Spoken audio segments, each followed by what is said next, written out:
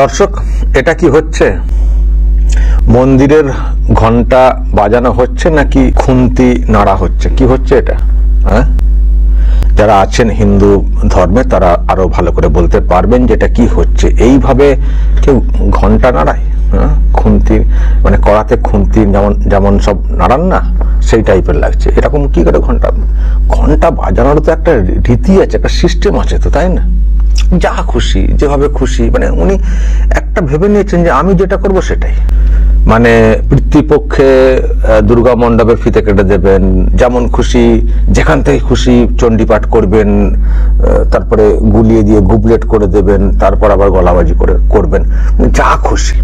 আর এই যা খুশি করতে গিয়ে এখন দেখবেন কেউই বিশ্বাস করছেন না, না হিন্দু সম্প্রদায়ের মানুষ বিশ্বাস করছেন, না মুসলিম সম্প্রদায়ের মানুষ বিশ্বাস করছেন। তো এখন এমন অবস্থা, কার্যত দিশেহারা।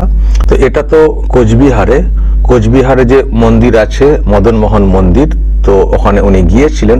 কিন্তু যাই করুন, রীতিনীতি সিস্টেম মেনে যদি না চলেন, আপনি খুন্তি নাড়াচ্ছেন, কি করছেন যেন পাকাচ্ছেন কিছু একটা। আবার দেখবেন বলেন আমি বড় হিন্দু, আমি এই করি, আমি সেই করি। কোনোটাই ঠিক করে করতে পারেন না, কোনোটাই ঠিক করে করতে পারেন না। পুজোর সময় দেখেছি বাড়ির সামনে অনেক কিছু করার চেষ্টা করেন, সেখানে দেখবেন বিতর্ক তৈরি হয়। না মন্ত্র ঠিক করে উচ্চারণ করতে পারেন, সরস্বতী পুজোর মন্ত্র মনে আছে তো, পৈলান না কোথা একটা করেছিলেন, আজও সেটা রেকর্ড হয়ে বাজে। কিছুই ঠিক করে করতে পারেন না, বরং উনি অসম্মান করেন, ধর্মের যেসব রীতিনীতি আছে সেগুলোকে অসম্মান করেন। কখনো এইভাবে ফুল ছড়ে দিচ্ছেন, কখনো এঁটো জল এইভাবে খেয়ে ছুড়ে দিচ্ছেন, দেখেছেন তো এইসব ভিডিও তো সামনে এসছে। এইসব করতে গিয়ে না আমি যেটা পরিষ্কার দেখতে পাচ্ছি, মানে কেউ আর বিশ্বাস করছেন না।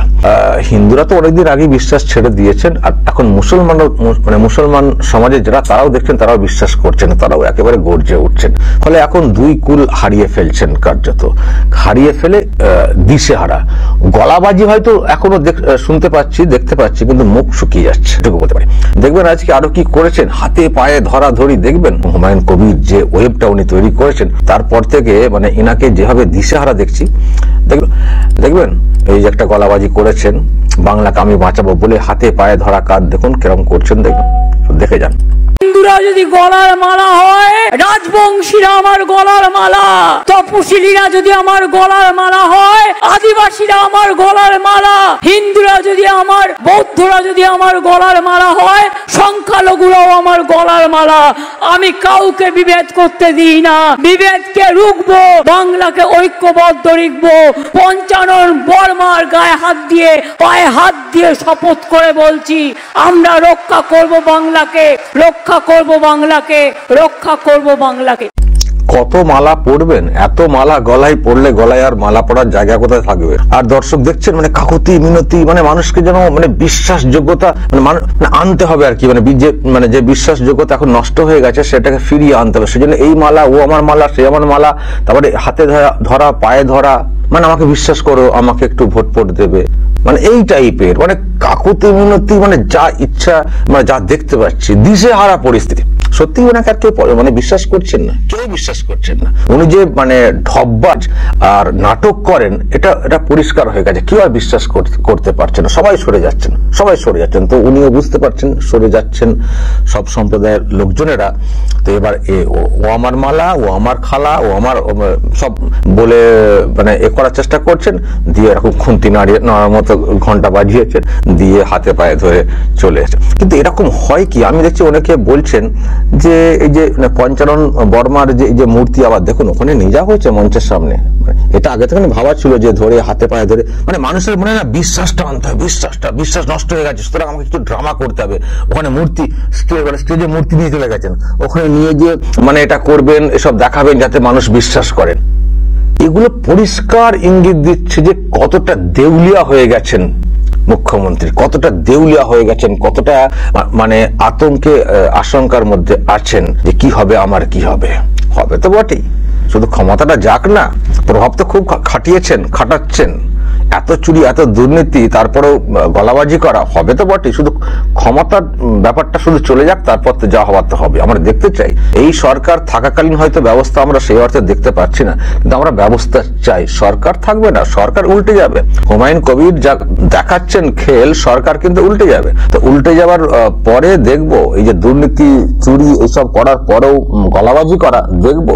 আর পঞ্চানন বর্মার হাতে পায়ে ধরছেন, মানে আপনি যা কাজ করেছেন, আপনার সরকারের সম্পর্কে যেসব অভিযোগ উঠে এসছে, মানে আপনি টাচ করা মানে তো মানে ওনাকে অসম্মান করা হচ্ছে কার্যত।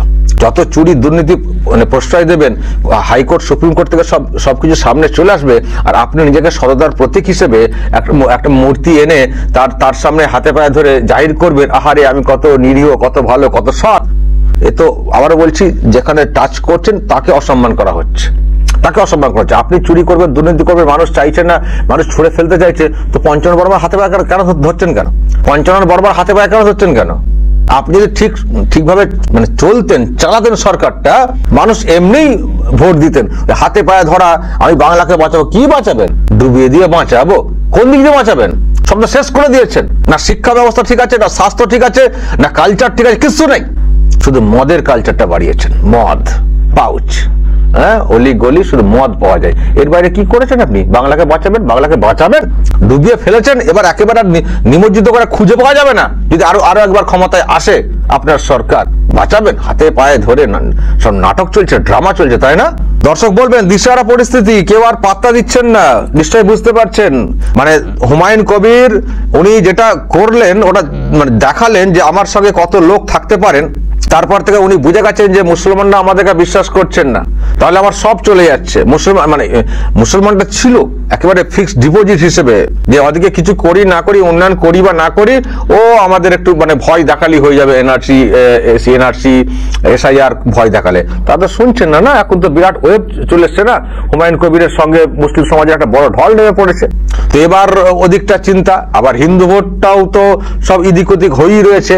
এবার হাতে পায়ে রাজবংশী অমক টমক ধরে আবার ম্যানেজ করার চেষ্টা। হবে না, ভিত নড়ে গেছে। মমতা ব্যানার্জি, আপনার আর কিছু করার নেই, আপনার এবার বিদায়ের পর কি করে থাকবেন সেটা শুধু ভাবুন। ভাইপো কোথায়? কেউ বলছেন কালীঘাটে, কেউ বলছেন বাইরে, কোথায় কে জানে। কিন্তু যা দেখতে পাচ্ছি, আমি শুধু পরিণতিটা দেখতে চাই শেষ পর্যন্ত, আপনার শেষটা কিভাবে কাটে সেটা দেখতে চাই। দর্শক বলবেন, এইভাবে হাতে পায়ে ধরাধরি যেভাবে দেখছেন, এবং যে ঘন্টা বাজানোর যে বিষয়টা বলবেন, আপনারা যা বলার দর্শক বলবেন। এই যে রীতি যেভাবে করছেন, কেন এরকম হয়ে যাচ্ছে? সব কি মানে গুবলেট হয়ে যাচ্ছে? মানে দিশেহারা পরিস্থিতি, সেই জন্য কি করছেন না করছেন, কি করতে হবে না করতে হবে সব ভুলে যাচ্ছেন। হ্যাঁ, মাথায় শুধু একটা বিষয় ভাবছে, হাই কি হবে, সেই জন্য। দর্শক যা বলার বলবেন কমেন্ট বক্সে।